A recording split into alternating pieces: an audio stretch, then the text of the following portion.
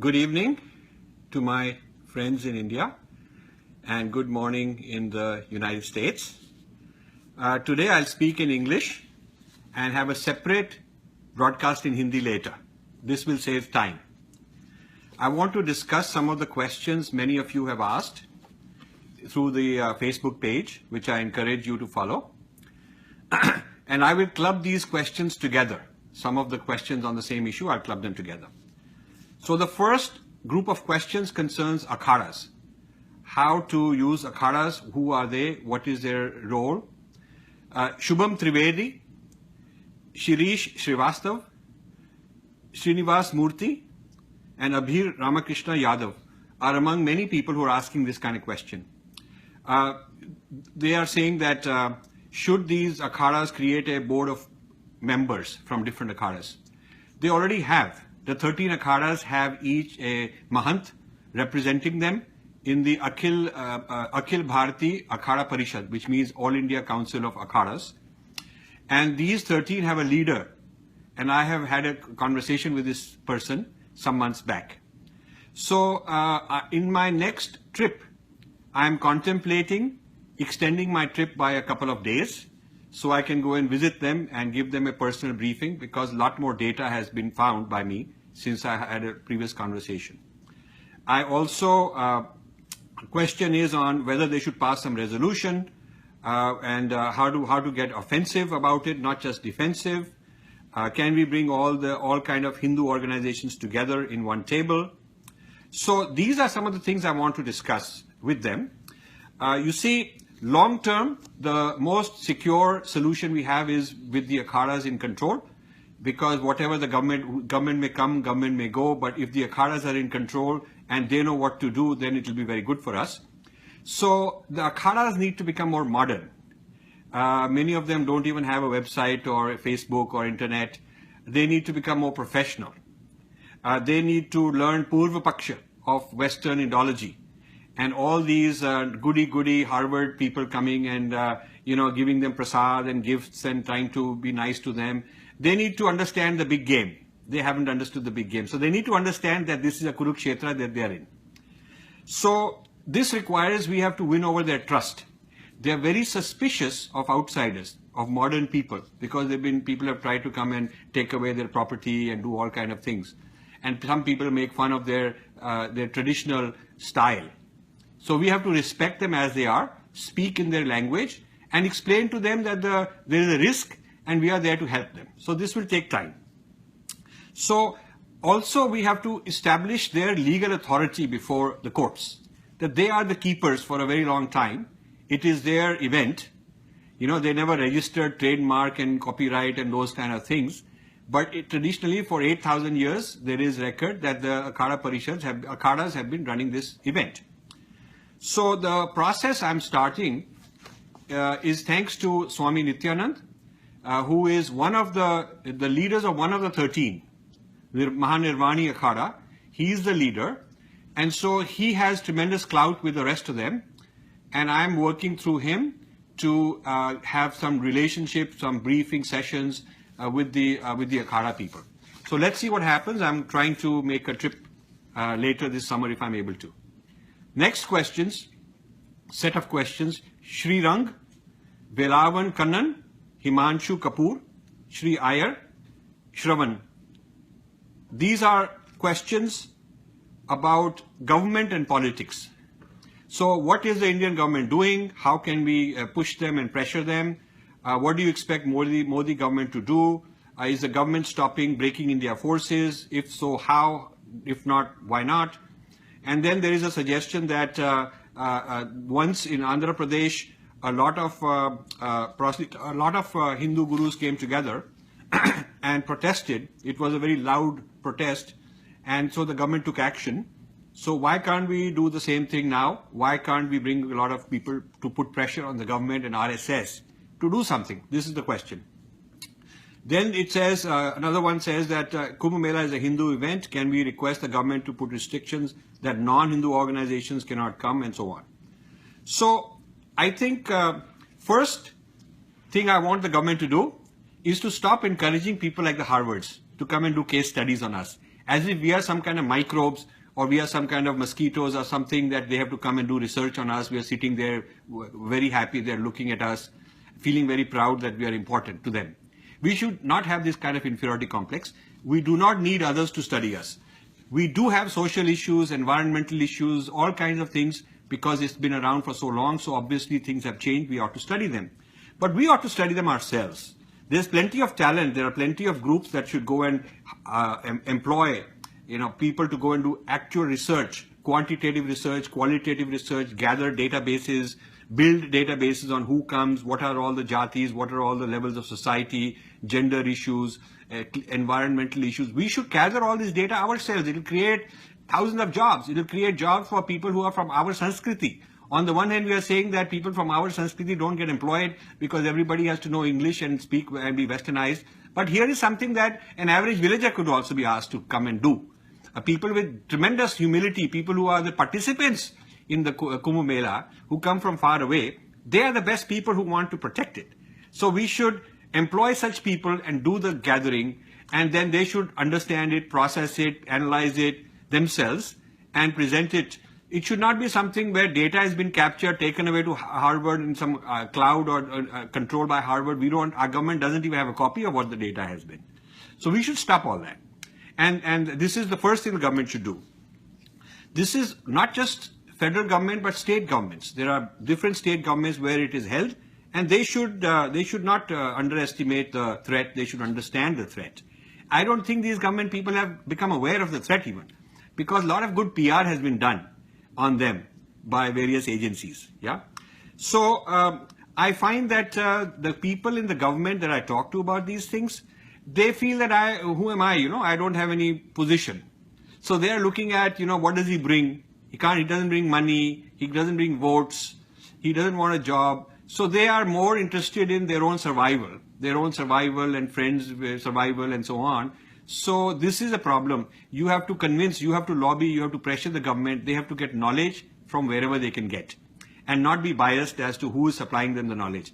If somebody has the knowledge, they should respect it. Okay, so that's, I think, very important. Then ICCR, which is the Indian Council of Cultural Research, is giving awards to some of these Western Indologists. They should stop that. And I have requested that they should hold a series of inquiries on Western Indology. Just like the US is doing, hearings on human rights in India, religious freedom in India. We should do hearings on Western Indology. We should do that. But we are not. And so far, I didn't see get traction from people in some ministries that I approached, that we ought to be having an annual conference where we are reversing the gaze on Western Indology. Just to let you know, I'm starting a series of conferences on Swadeshi Indology, which reversing the gaze on Western Indology. The first conference will be held in IIT Madras in July, and we'll have 3 days of talks and papers on Sheldon Pollock, critiques by couple of dozens of people from the Swadeshi Drishti. So this is something the government ought to be encouraging, and political parties who are on our wavelength should be encouraging. The issue is too new with the government. You can't really blame them because it's too new. They don't know anything about it yet. And so it is our job, it is your job to brief them. Have them read these papers I'm writing, watch these videos, read some of my books. I'm available to go there and do briefings. I'm coming for a few days in July, and I'm willing to sit and talk to senior people. But they have to be senior people, decision makers, people who are willing to listen with an open mind and then do something. Whoever they are, I'm willing to go and spend my time. So the issue, the mental block Hindus leaders have, is that the use of Sam Dan with PR as a Trojan horse to get in is something they don't understand. They're not willing to even accept it because they're saying these people are so nice to us. How can they be, how can you charge them with all these things? Next set of questions is legal. Surendra Reddy, Shirish, and Prashant Devaram, these are some of the people, many others, I'm just giving you a few of the names. They want to know, is any legal action possible to restrict entry? Why can't we stop evangelism by legal action? Can we file a case saying that since the government controls Hindu places of worship, this is also a Hindu place of worship, and government land is being rented by Kumbh Mela, so government has some responsibility. That makes sense. But I have to check this out. I'm going to meet some top Supreme Court lawyers, constitutional lawyers when I'm in India. The major issue is we need to first define what constitutes Hinduism. If Hinduism is being threatened, what is it that is being threatened? If you can't define it, you can't defend it. So we have to define what we mean by who's a Hindu, what is Hinduism. Whether you call it Sanatana Dharma does not change the matter. So don't tell me, oh, we should call it, changing the name does not change the problem. We have to define what we mean by the entity, however you name it. And so this definition has to be widely accepted by our own people. You can't have Brahma Kumaris saying, everything is the same, Jesus is also a path, and Self-Realization Fellowship saying that he's also one of the avatars.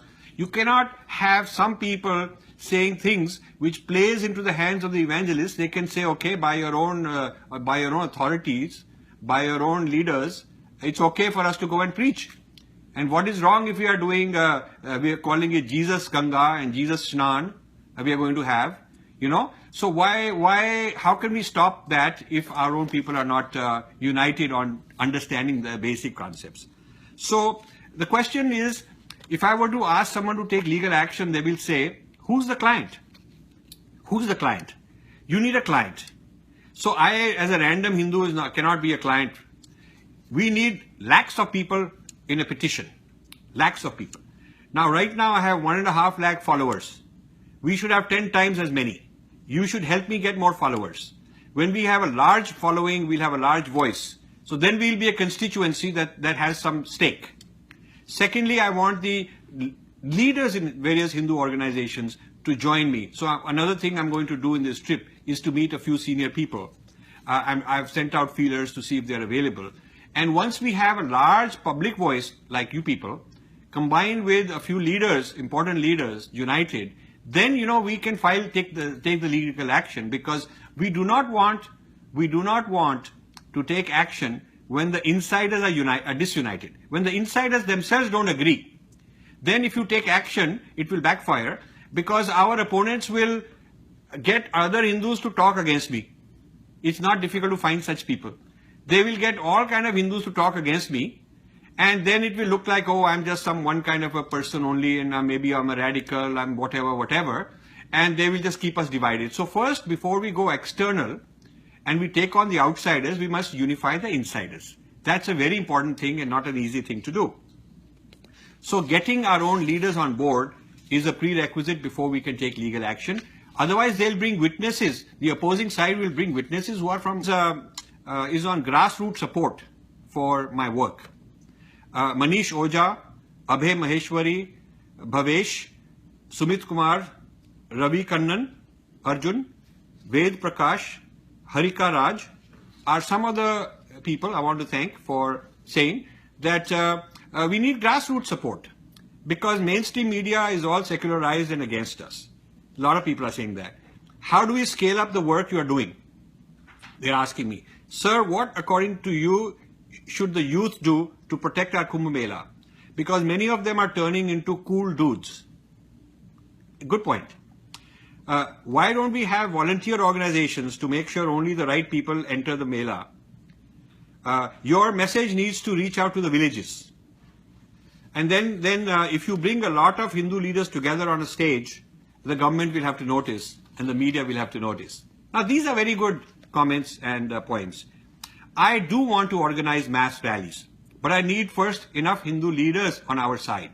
And you can help by lobbying, by spreading, by sending out these ideas, these videos to more and more people. We need to start a Kumbh Mela Sena with its own uniform. Peaceful guys, well educated, very diplomatic, very courteous, young people, different languages, coming from different parts of India, many villagers, all strata of society, male and female, Dalits and upper caste, all kind of people. We need those. And this Kumbh Mela Sena should be well briefed how to debate, how to tell when somebody is digesting us and argue against it, how to detect Hindu phobia, understand the whole history of it and problems, and fight back, how to argue back. So what I'm suggesting is, those of you who are serious, do the following. Join a major Hindu organization that participates in the Kumbh Mela, which is going to participate next time's Kumbh Mela. Join them now. Become a volunteer. And join the committee, the planning people who are going to plan the Kumbh Mela. Become a volunteer, be helpful, don't enter the first day and start criticizing them. Don't tell them I know more than you. Don't enter any group or any forum with more ideas and first do seva. Then you learn some, then you get some knowledge about them, then you get some credibility, then you earn the right to advise them. So join such organizations, be a very good sevak, good volunteer, and then join their Kumbh Mela planning committee. When you join that, then you can start teaching them about the dangers, the threats, and start saying next time we have to do it differently. We have to put poison pills. We have to have surveillance. So this way, if many of our young people join, different major organizations, join Art of Living, join Chinmaya Mission, join join Swami Nityanand's organization, Mata Amritanand's organization, join, Ramakrishna Mission, join all the organizations that have big presence. And through those organizations that you join, become known as somebody who's very loyal and very sincere. And then from inside, give them advice, educate them, teach them these ideas, inform them about the kind of things that I'm writing about. Then you can also get those organizations on board. This will take time, and it will take a lot of people helping. So I have right now crossed 1.5 lakh followers on Facebook. Thank you for helping me do that. But we need 10 times. And then we'll be a voice that nobody will be able to ignore. People will take us seriously. Even mainstream media will take us seriously.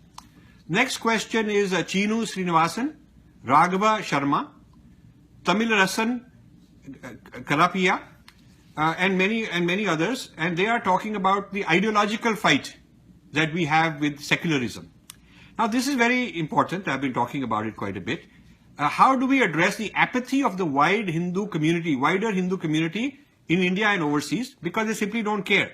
They're saying, I'm doing fine, I got a nice house, I got a job, and everything seems fine to me. Why are you worrying? Maybe you're conjuring up a conspiracy. So many questions I get when I give talks are like that. Like I am inventing a problem. There is no problem.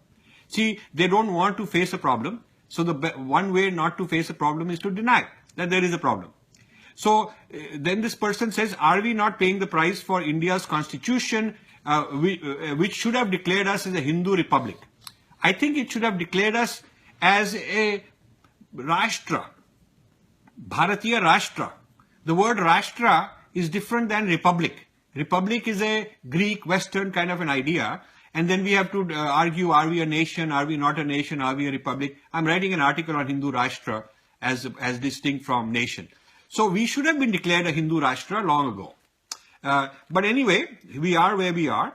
And then the question is, yoga and meditation are being camouflaged and in a deceptive manner being digested into Christianity. The same will be done with all kinds of things. With this person has certainly read my books, especially Indra's Net, where I explain all this. I'm very happy.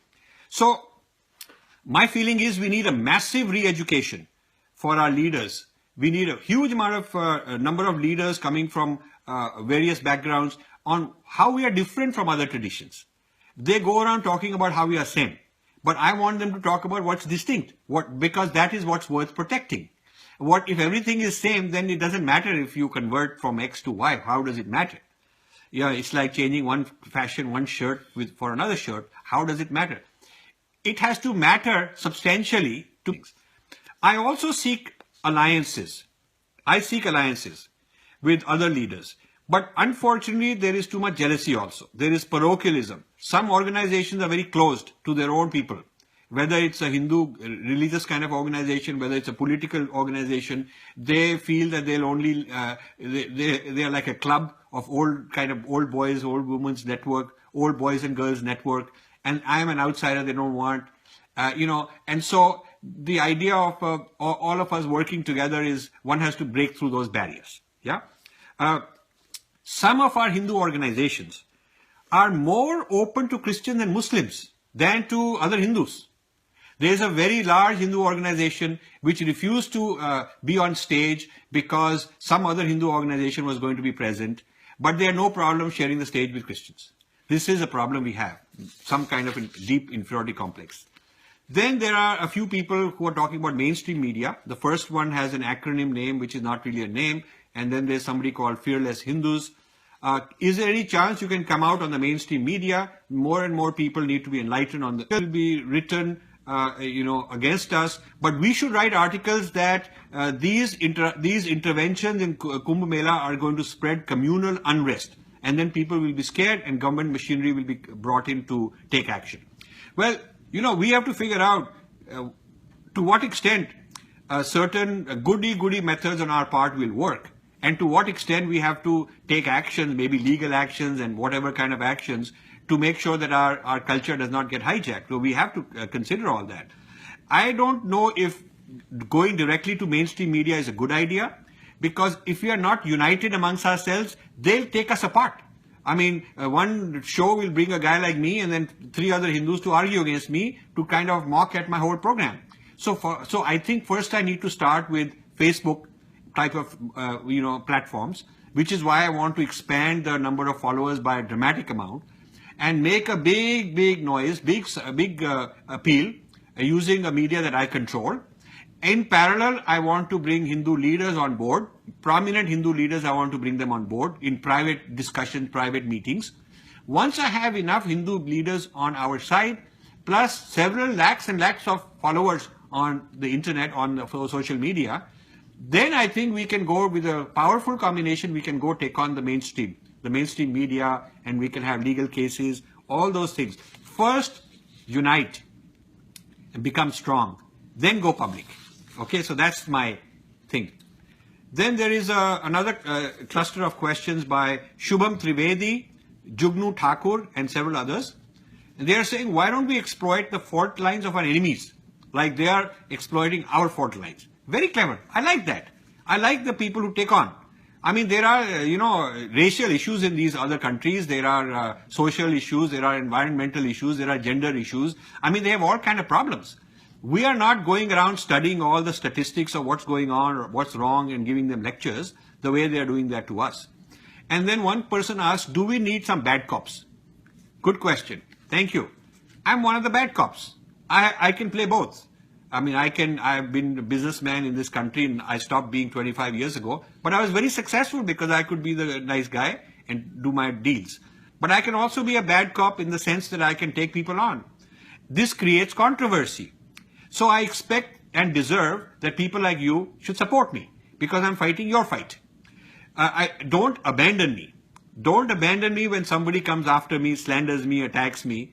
You have to stand by me because I've stuck my neck out for you. Okay? So I feel that until our own people stand up united, we can't just go and expect, generosity, mercy, etc. from outsiders. The next question is by Sapna and Dushyant Chauhan and Shiv Kumar Bhatia. They are saying, can you tell us who is doing insider scholarship on Kumbh Mela?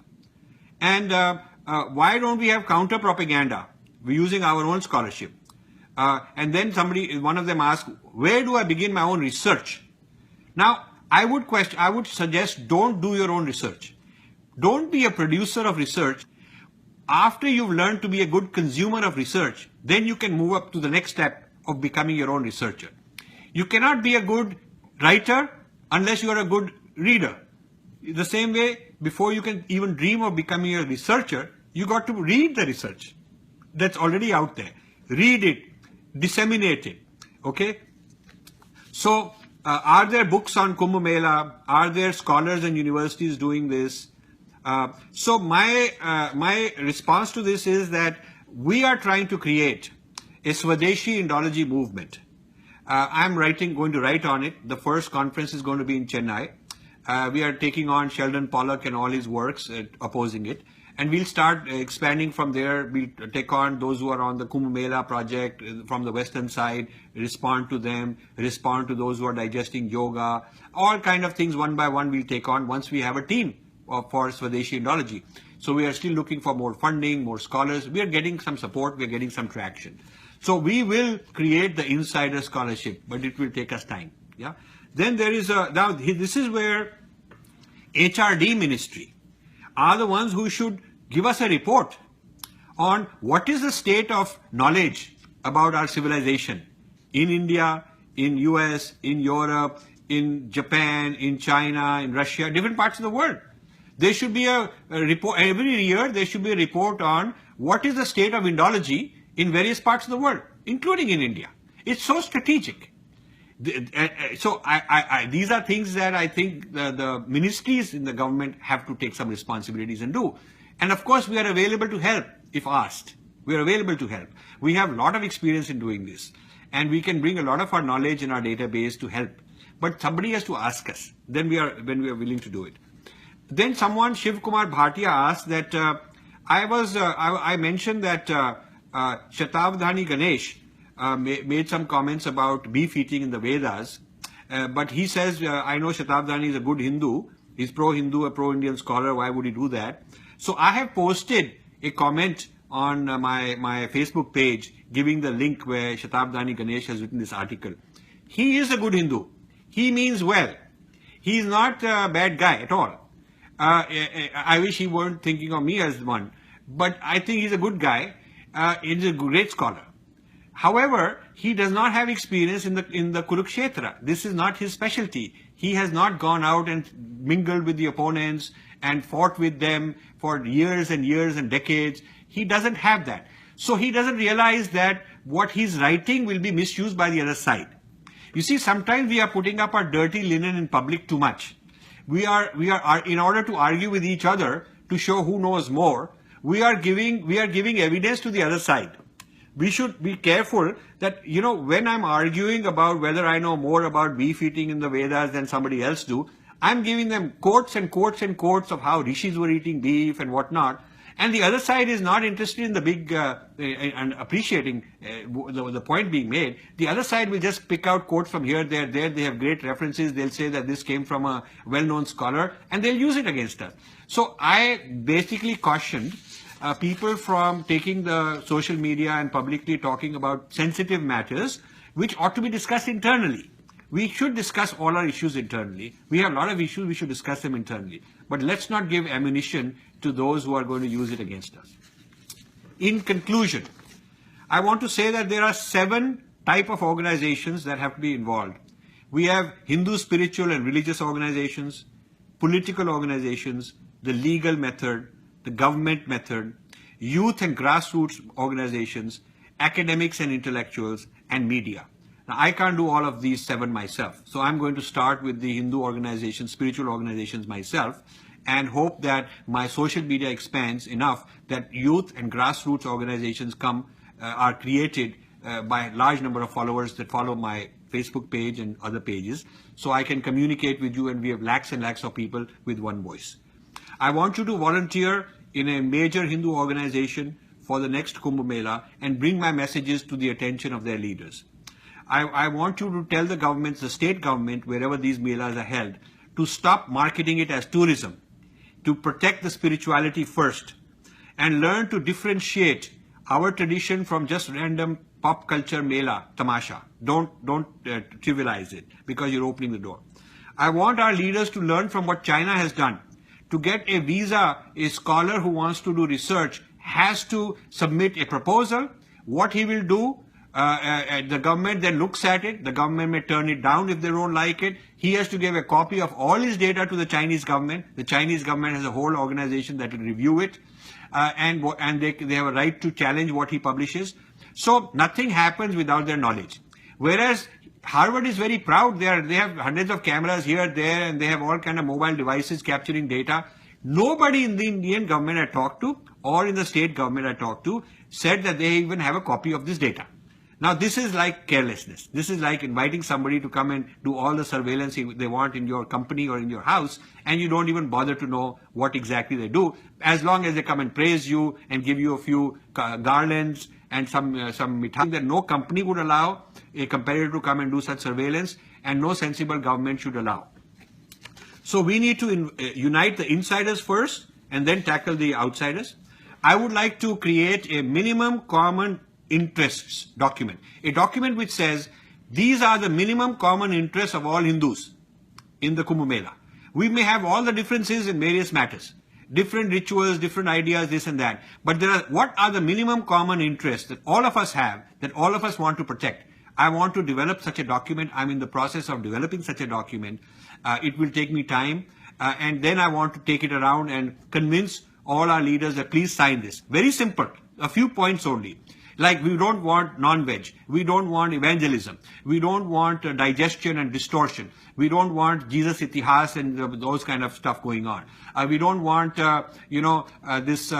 people using Ganga Snan for baptism. We just don't want the sanctity, certain spiritual sanctities to be violated. So we want the minimum common agenda of all Hindus to be nailed down, to be defined, get enough Hindus on board, get the masses to support us in the social media, then we can take legal action, then we can take to government and lobby, then we can ask the state governments to order government ordinances and government orders for this. So finally, I want to say, we need to take on social issues ourselves. Don't neglect the social issues and don't wait for others to come and wag the finger. Recently at the Kumbh Mela in Nasik, a bishop came from the Vatican and gave a lecture in the Kumbh Mela with hundreds of people attending, wagging his finger on environmental problems and his advice what we should do.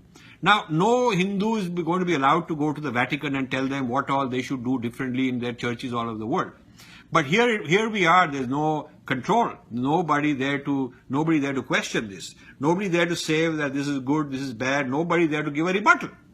And so this kind of thing is going on. We should not, BBC had a long Hindi article interviewing Dalits and calling themselves the voice of the Dalits and championing them at the Kumbh Mela because they're not being given enough attention. We have to take care of these problems. We do have problems. We cannot deny these problems, but so do other people have their problems. So we should take responsibility and not abandon this responsibility to other people. So I will sign off now, and I will be back in a few days and talk to you later. Namaskar. Thank you for listening.